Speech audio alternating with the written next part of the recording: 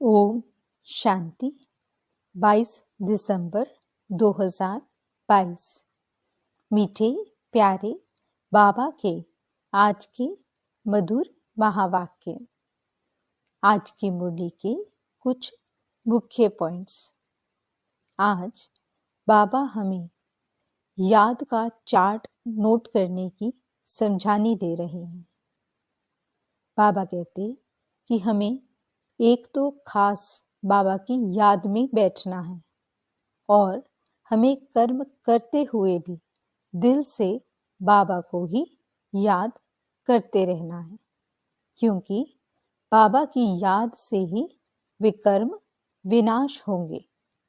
हमें ट्रस्टी होकर सब कुछ संभालना है, किसी में भी ममत्व नहीं रखना है। श्रीमत पर चल खुदाई खिदमतकार बनना है। बाबा का शो करने के लिए सबको घर का रास्ता बताना है। बाबा समझाते कि संगम युग संतुष्टता का युग है। इस युग में हमें स्वयं से भी संतुष्ट रहना है और संबंध संपर्क में भी सदा संतुष्ट रहना और संतुष्ट करना है। तो चलिए सुनते हैं आज की बाबा की मीठी प्यारी मुरली। ओम शांति। बाबा कहते हैं, मीठे बच्चे, देह अहंकार छोड़ देही अभिमानी बनो। अपने कल्याण के लिए याद का चार्ट नोट करो। खास याद में बैठो। याद से ही विकर्म विनाश होंगे। प्रश्न, बाप ने तुम बच्चों को पहला कायदा कौन सा सुनाया है? उत्तर, पहला कायदा है सब कुछ देखते हुए बुद्धि चलायमान न हो। एक बाप की याद रहे। अपनी परीक्षा लेनी है कि मेरी वृत्ति देखने से खराब तो नहीं होती है। तुम्हें हाथ से काम करते दिल से बाप को याद करना है। इसमें आंखें बंद करने की बात ही नहीं है। ओम शांति। भक्ति मार्ग में अक्सर करके कोई सन्यासी आदि जब बैठते हैं तो आंखें बंद करके बैठते हैं। यहाँ कायदा है देखते हुए भी चलायमान नहीं होना है।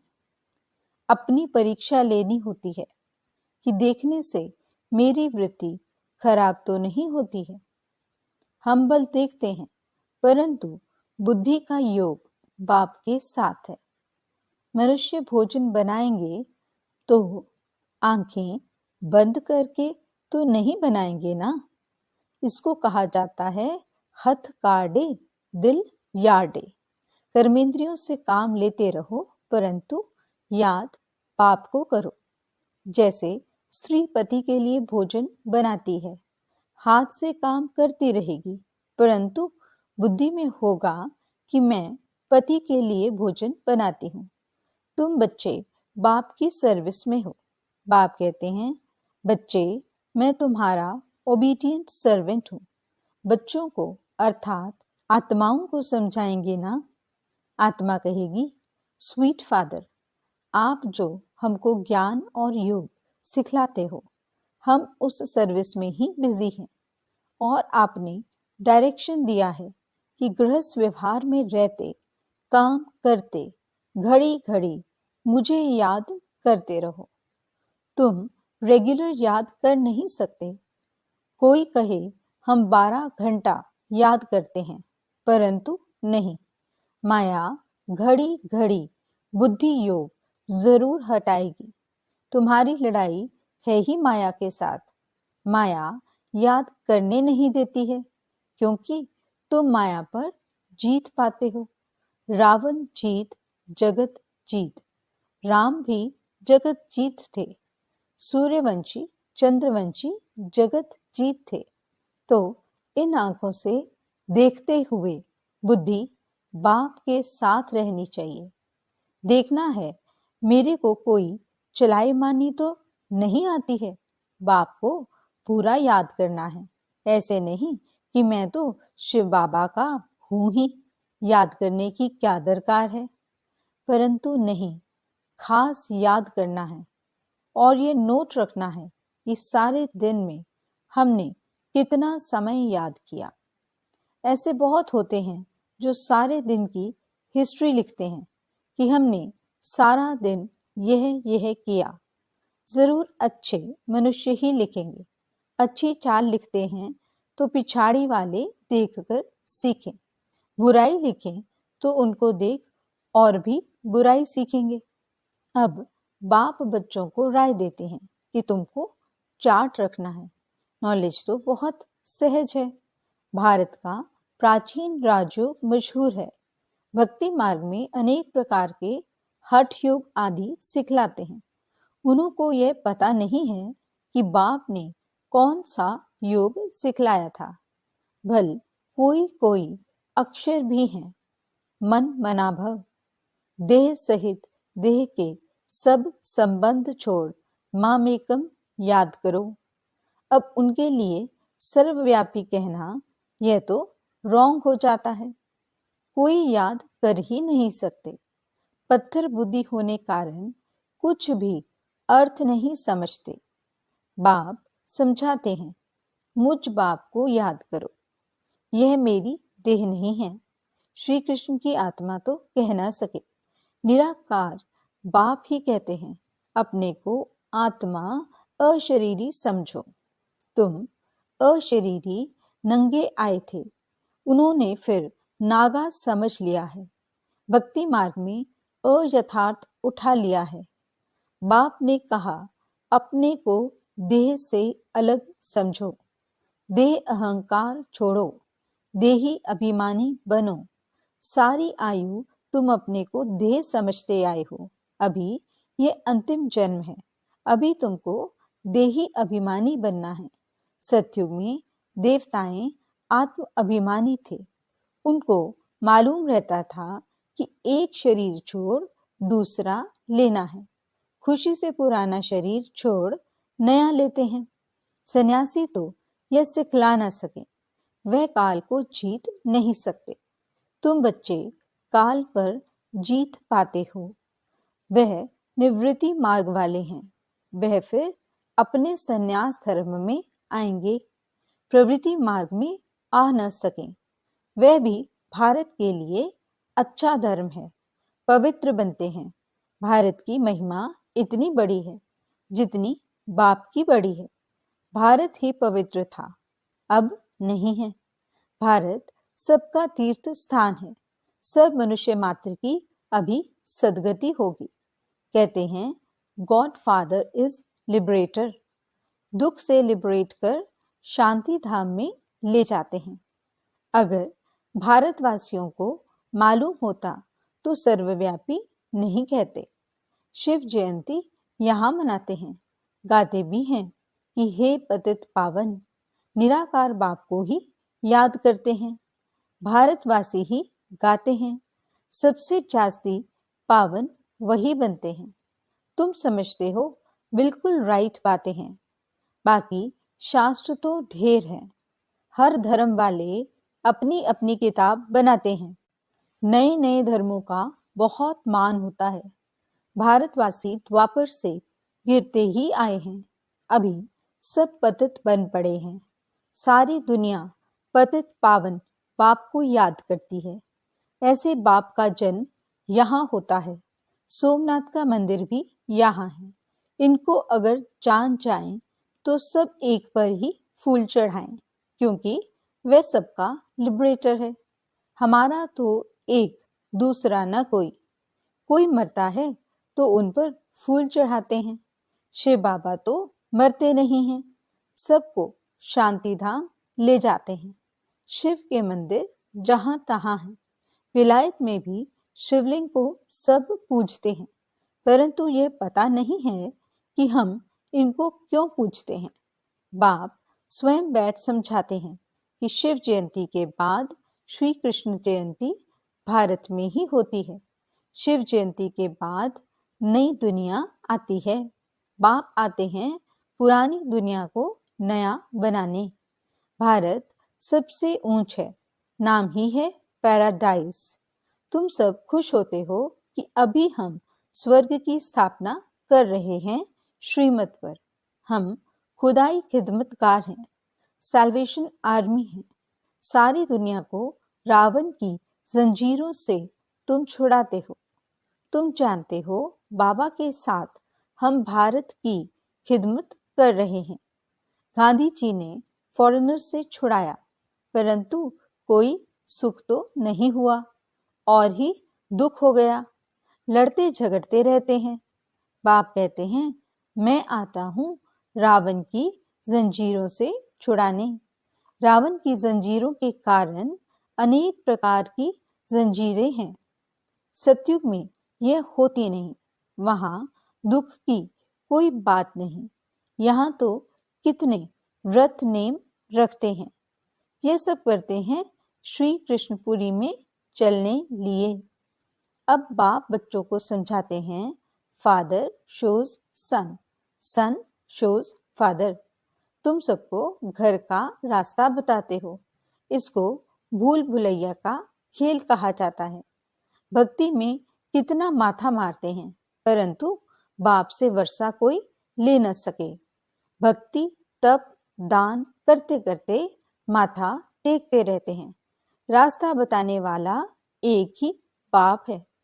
अगर कोई रास्ता जानता हो तो बताए। इससे सिद्ध है कि कोई भी जानते ही नहीं है। कोई को रास्ते का मालूम ही नहीं है। अभी सब मच्छों सदृश वापिस जाने वाले हैं।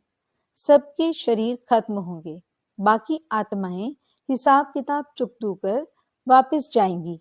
इनको कयामत का समय कहा जाता है। मनुष्य दीपावली पर साल का फायदा नुकसान निकालते हैं। तुम्हारी है कल्प कल्प की बात। अभी तुमको 21 जन्म के लिए करना है। बाप को याद करने से जमा होगा। फिर 21 जन्म कोई तकलीफ नहीं होगी, कोई अप्राप्त वस्तु नहीं होगी। स्वर्ग की सारी प्राप्ति अभी के पुरुषार्थ पर होती है। यह बातें कोई शास्त्रों में नहीं है। अभी तुम अनुभव पा रहे हो। जब स्वर्ग में चले जाते हो फिर कौन बैठ लिखेंगे? शास्त्र आदि तो बाद में बनते हैं। शास्त्रों में है कि जमुना के कंठे पर महल थे, देहली परिस्थान थी। बिरला मंदिर में लिखा हुआ है 5000 वर्ष पहले धर्मराज ने व युधिष्ठिर ने परिस्थान स्थापन किया था। जमुना गंगा नाम अभी तक चला आता है। वास्तव में ज्ञान गंगाएं तुम हो। जमुना का इतना प्रभाव नहीं जितना गंगा का है। बनारस हरिद्वार में गंगा है। वहां बहुत साधु आदि जाते हैं। वहां जाकर कहते हैं, शिव काशी विश्वनाथ गंगा। विश्वनाथ ने गंगा बहाई जटाओं से, ऐसे कहते हैं और समझते हैं गंगा के कंठे पर रहने से हमारी मुक्ति हो जाएगी। बहुत जाकर काशी वास करते हैं। आगे बलि चढ़ते थे, अब कहते हैं हमारी मुक्ति हो जाएगी। देखो ज्ञान मार्ग में क्या बात और भक्ति मार्ग में क्या बात है। कितना कॉन्ट्रास्ट है। आधा कल्प अनेक प्रकार की तकलीफें उठाई, देवियों पर जाकर बलि चढ़े। अभी तुम बलि चढ़ते हो। यह सब कुछ ईश्वर का है, तो ईश्वर का सब कुछ तुम्हारा है। ईश्वर का सब कुछ है स्वर्ग। तुम तो अब नरकवासी हो, बाप का बनकर फिर स्वर्गवासी बन रहे हो। बाप की श्रीमत पर पूरा चलना पड़े। शिव बाबा को तो मकान आदि बनाना नहीं है, वह तो दाता है। यह सब बच्चों के लिए है। शिव बाबा कहेंगे, तुम बच्चे ही ट्रस्टी होकर संभालो। भक्ति मार्ग में कहते हैं, शिव बाबा ये सब कुछ आपका दिया हुआ है। फिर जब वापस लेते हैं तो कितना दुखी होते हैं। अब बाबा तुमसे लेते कुछ भी नहीं है। बाप सिर्फ कहते हैं, इनसे ममत्व मिटा दो, ट्रस्टी होकर गृहस्थ व्यवहार की संभाल करो। बाकी मैं लेकर क्या करूंगा? तुम्हारे लिए ही सेंटर खुलवाए हैं। यह हॉस्पिटल और कॉलेज कंबाइंड है। हेल्थ और वेल्थ दोनों मिलती हैं। एजुकेशन को सोर्स ऑफ इनकम कहा जाता है। जितना जो पढ़ते हैं वह बाप से इतना वर्षा लेते हैं। पुरुषार्थ पूरा करना चाहिए। फॉलो फादर और मदर। त्वमेव माता च पिता, ये है ना, वह पिता आकर इनमें प्रवेश करते हैं, इनसे अडॉप्ट करते हैं। वह माता पिता ठहरा, हम तो उनकी महिमा करते हैं।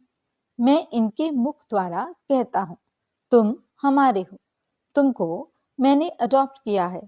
फिर माताओं की संभाल के लिए सरस्वती को मुकर्रर किया है। तुम छोटे बच्चे तो नहीं हो। बाप कहते हैं, तुम हमारे बने, अच्छा अब ट्रस्टी होकर रहो, गृहस्थ व्यवहार की पूरी संभाल करो। सबसे अच्छा है यह रूहानी हॉस्पिटल खोलना। शिव बाबा कहते हैं, हम क्या संभाल करेंगे। ब्रह्मा बाबा के लिए भी कहते हैं, ये क्या करेंगे। इनके पास जो कुछ था सो शिव बाबा को दे दिया। ट्रस्टी बनना पड़ता है। यहाँ तो सब कुछ बच्चों के लिए किया जाता है। तुम बच्चों को ही बाबा सब शिक्षाएं देते हैं। ऐसे नहीं यह मकान शिव बाबा व ब्रह्मा बाबा का है। सब कुछ बच्चों के लिए है। तुम ब्राह्मण बच्चे हो, इसमें झगड़े आदि की कोई बात नहीं है। सबकी कंबाइंड प्रॉपर्टी है।